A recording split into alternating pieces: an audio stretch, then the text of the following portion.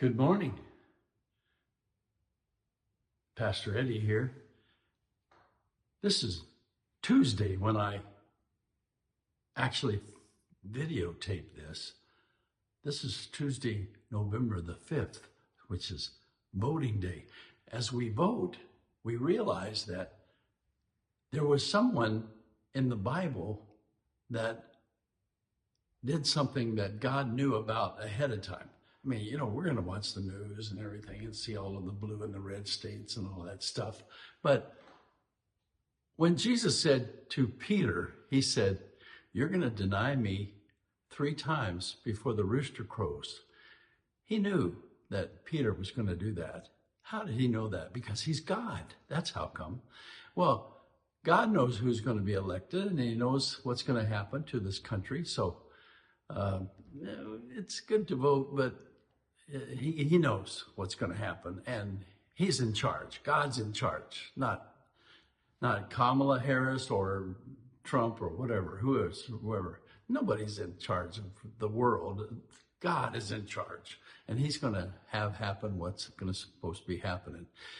In Matthew 28:18, Jesus said, "All power is given unto me, and authority is given unto me in heaven and in earth."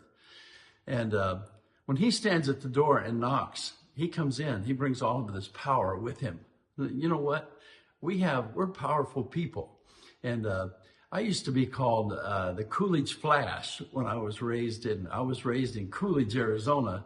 And Pastor Dave Simpson said he was raised in Yuma. Well, there was another guy who was an evangelist who was Jimmy Dell, and his last name was Delbreach, but he was a rock and roll gospel singer, and he sang with Johnny Cash and Elvis and all of those people back in the day.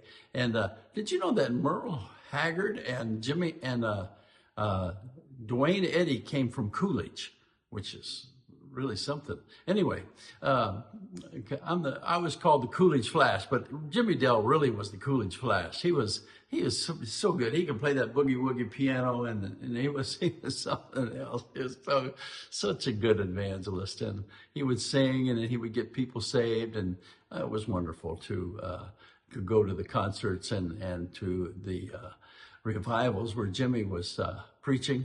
Anyway, God bless you today. And I am so glad that you realize that God is in charge. That's important to know that. God is in charge. It doesn't matter who gets elected president. We're gonna pray for the president, because pray for those. The Bible says pray for those in authority over you. And so whoever is elected, we need to pray for them, that God will help them to make the right choices and do the right things. So anyway, God bless you today and make you a blessing. That's what I'm praying for.